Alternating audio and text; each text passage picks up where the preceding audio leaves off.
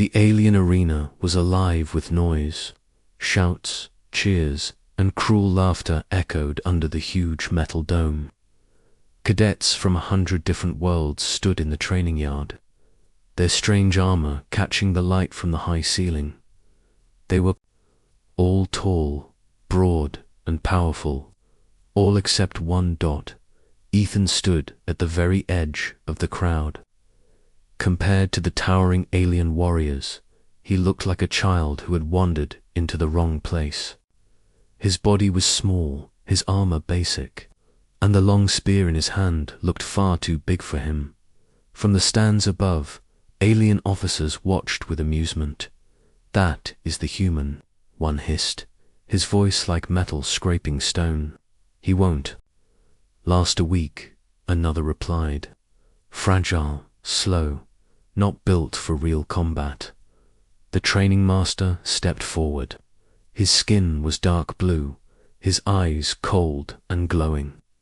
"Today," he announced, "we see who among you has the strength to survive. In war?" His gaze moved across the cadets, and then stopped on Ethan. "You, step forward."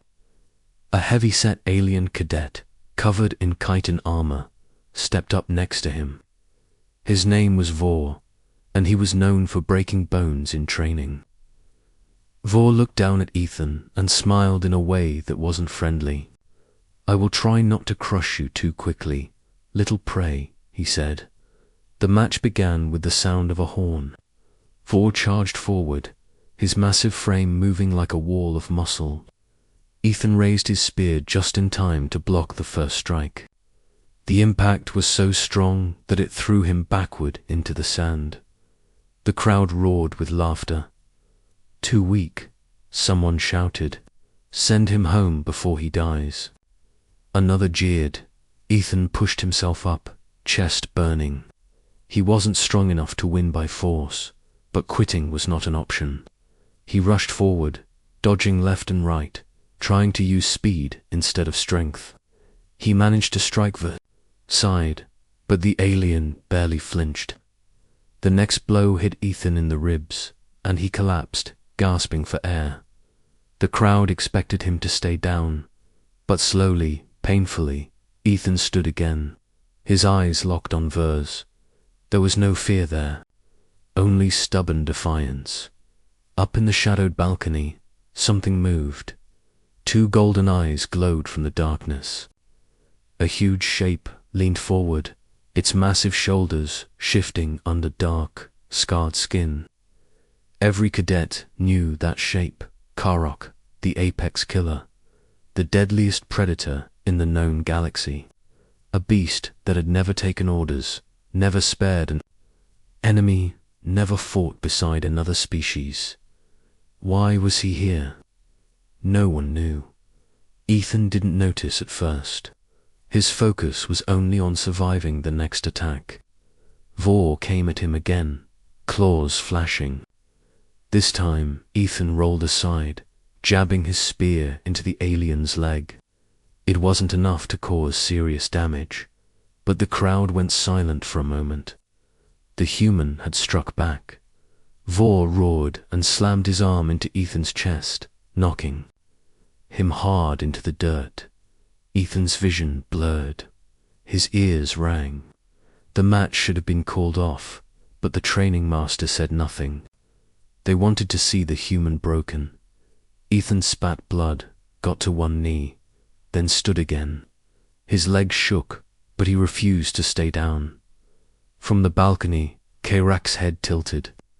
Those golden eyes followed Ethan's every move. Vor charged one. Last time, slamming his shoulder into Ethan and sending him sprawling. The training master finally raised his hand, ending the fight. The crowd erupted into mocking cheers and insults. Vor left the ring, proud and laughing. Ethan stayed on the ground for a moment, staring up at the metal ceiling. His body hurt everywhere, but deep inside, a quiet fire burned. He would not give them the satisfaction of seeing him broken. Slowly, he pushed himself up and walked back to the cadet line. But as he turned to leave the arena, his eyes caught movement in the shadows above.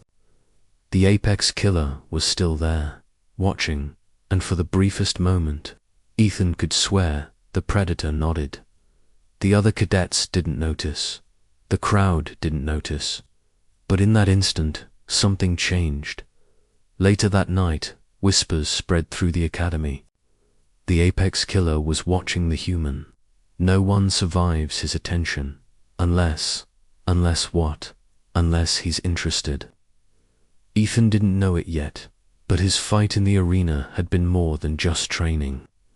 It had been a test, one that a creature far more dangerous than Vor had been watching closely. And predators didn't watch prey for long, unless they saw something worth hunting with. Asterisk, the morning after the arena fight, Ethan's ribs still ached. Every breath reminded him of Vor's strikes. He moved slowly through the academy's long metal corridors, avoiding eye contact with the other cadets. Their stares were not of respect, only mockery. As he reached the mess hall, the laughter began again. "Hey, little human, still alive?" One cadet jeered. "Maybe the apex killer is keeping him for a snack." Another snorted.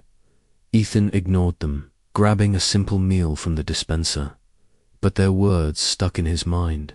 Why had Karok, the most feared predator in the galaxy, watched him so intently? The answer began to form that afternoon. The cadets were summoned to the main hall. The training master stood in front of a massive holographic screen showing dense alien jungle. "Today's exercise," he announced, "is the trial run. You will be dropped into Zone 13. Survive for 6 hours. Collect 3 signal beacons. Return alive." A murmur went through the crowd. Zone 13 was infamous, full of dangerous terrain and creatures that could tear through armor. Many cadets had failed there.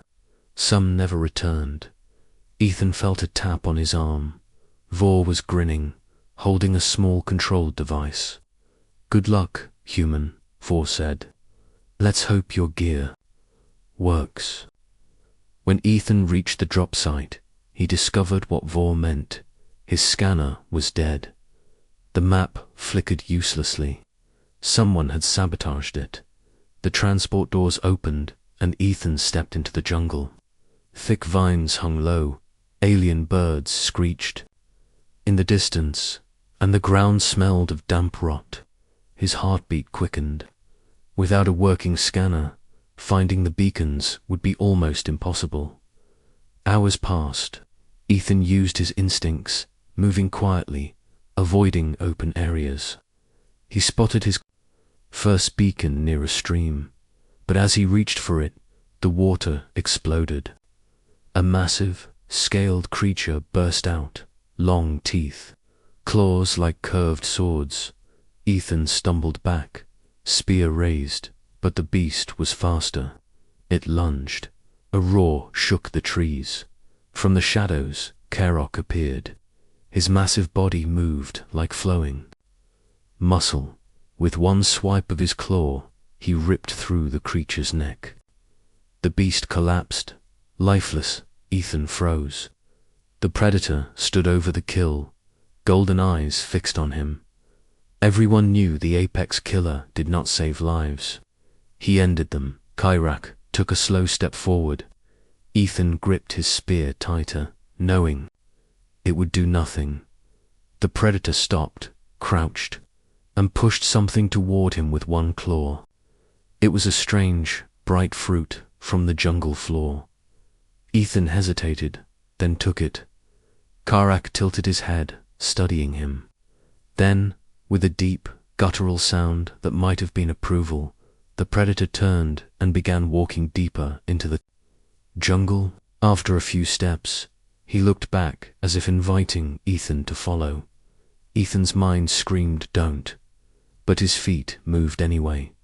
For the rest of the trial, Kirok stayed near him, sometimes ahead, clearing a path, sometimes behind, watching. His back When another predator beast ambushed, Kyrak killed it instantly, then stepped aside so Ethan could take the beacon from its nest. By the time they reached the extraction point, Ethan had all 3 beacons and no wounds. The other cadets, bruised and limping, stared in shock. How? One whispered. He had help, Thor spat. From that thing. High above the extraction zone, the instructors' voices crackled over the comms. This is impossible. The apex killer has never interfered with training before. Interfered, another said. No, he's testing him. That night, Ethan lay in his bunk, staring at the ceiling. He couldn't explain what had happened. The apex killer had not only spared him, he had protected him. But why? Before sleep took him, Ethan heard a heavy sound outside the barracks. A shadow moved past the narrow window, larger than any soldier. Golden eyes glinted once in the darkness, and then were gone. The next morning, rumors spread faster than fire. They say the predator followed him the entire trial. Maybe he's keeping the human alive for some future hunt. No, I heard he called the human something in his own language. Something important. Ethan didn't know if that last part was true, but he couldn't shake the feeling that the apex killer had chosen him for something bigger, something dangerous. And if the galaxy feared the predator alone, what would they do when he stood beside a human? The academy had changed. Ethan could feel it in every hallway. Some cadets no longer mocked him out loud, but their eyes followed him everywhere, a mix of fear and suspicion. Others, especially Vor and his friends, seemed more hostile than ever. They didn't like the idea that the apex killer, a predator that could tear through armies, had chosen to protect a small human. By the 3rd day after the jungle trial, the tension finally broke.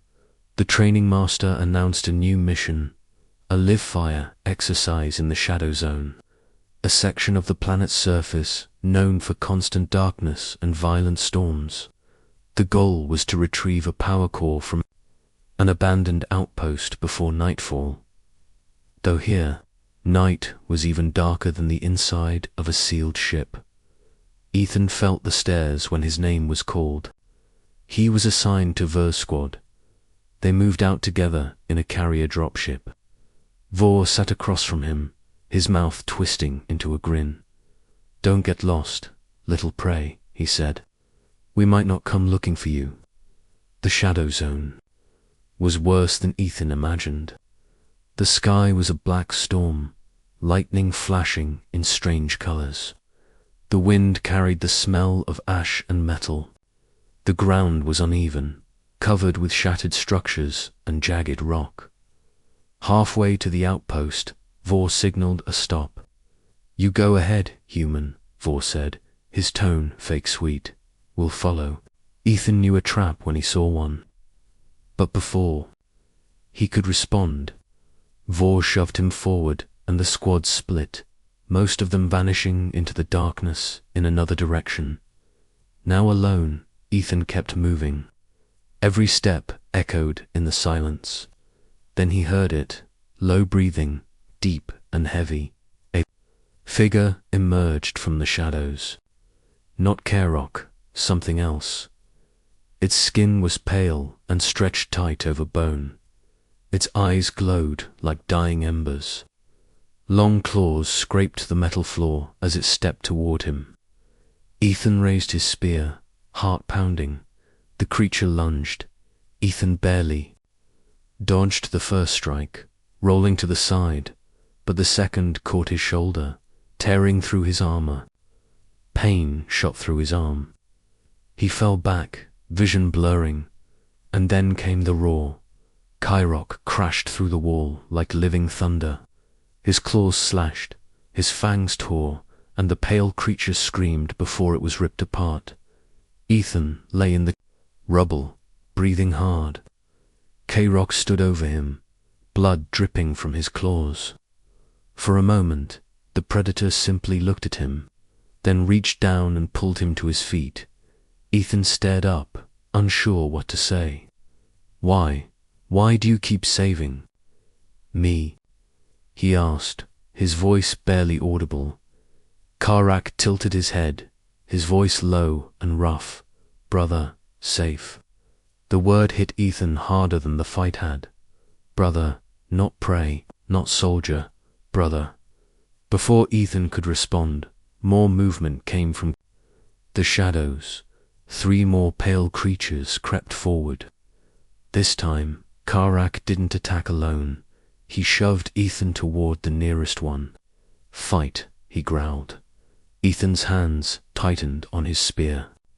He wasn't fast enough to kill cleanly, but K-Rock moved like a dark wind, keeping the other 2 at bay while Ethan focused on his target. A well-placed strike went through the creature's neck, and it fell by the time the fight ended. Both of them were standing among the bodies, breathing hard.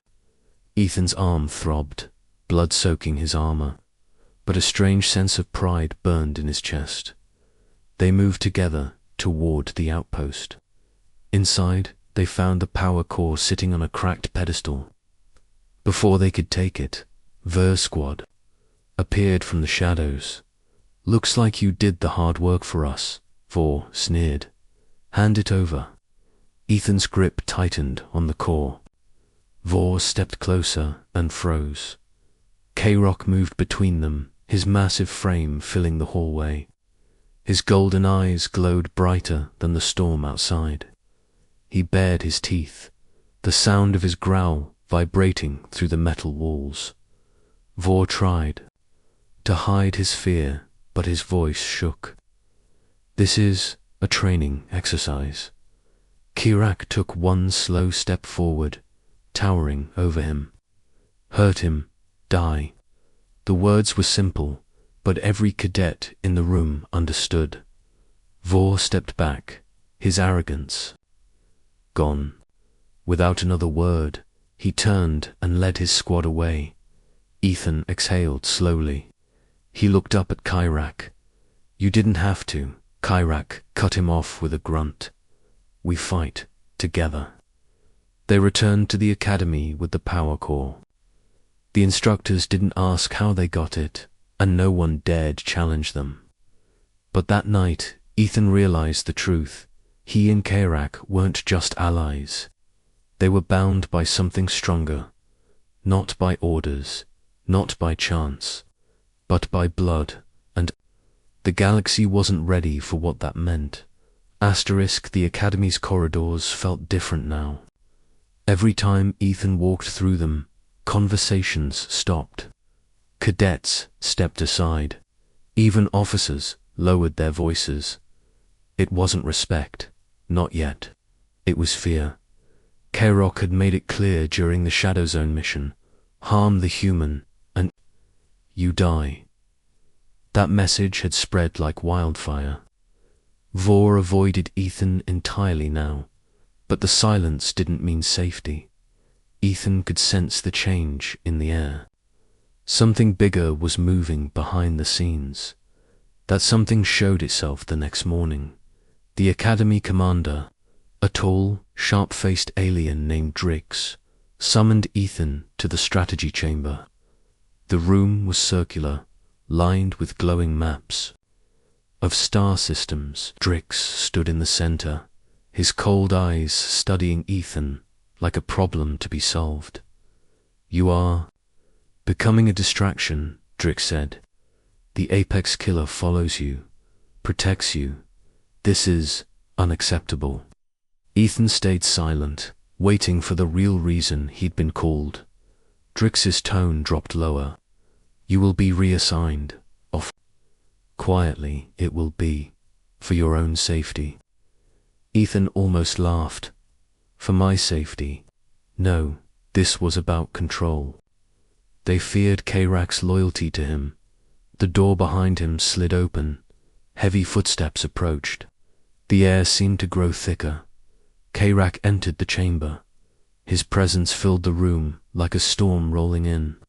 He stopped beside Ethan, his Golden eyes locked on Drix. "This human stays," Kerok growled. His voice wasn't loud, but it carried a weight that made even the commander flinch. "This is an academy matter," Drix replied, forcing his voice to stay steady. Took one step forward, his claws curling. "Hurt him, threaten him, and I will tear down your walls." The silence that followed was suffocating. Ethan could feel every eye in the room on them. Drix's jaw tightened, but he didn't argue further. When they left, Ethan spoke quietly. "You didn't have to do that." Kerok looked at him, unblinking. "I did. They plot against you." That night, Ethan couldn't sleep. The idea that the academy, the place meant to train warriors, saw him as a threat simply because of Kerok's protection was unsettling, and it got worse the next day. During a public combat drill in the central arena, Ethan was ordered to participate against 2 heavily armed cadets. It wasn't a fair match, but he stepped in anyway. The fight began, and almost immediately, the 2 attacked with lethal force, far beyond training rules. Blows rained down on him, his armor cracked, pain flared in his side. He could hear the crowd cheering, not for him, but for his fall. Then the cheering stopped. A shadow fell over the arena floor. Ca. Rock had entered the ring. No one had invited him. No one had the courage to stop him. His massive frame moved between Ethan and his attackers. His claws caught one cadet's weapon and snapped it in half like dry wood. The other cadet froze, trembling.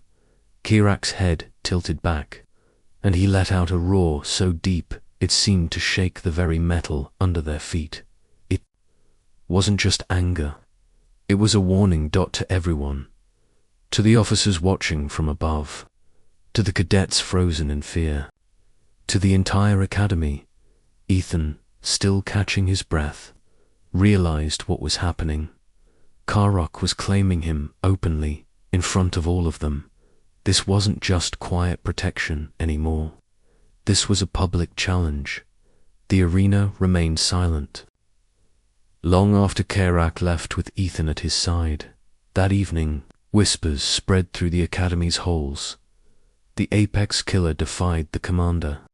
He broke the rules in front of everyone. No one will dare touch the human now, but the Empire won't ignore this.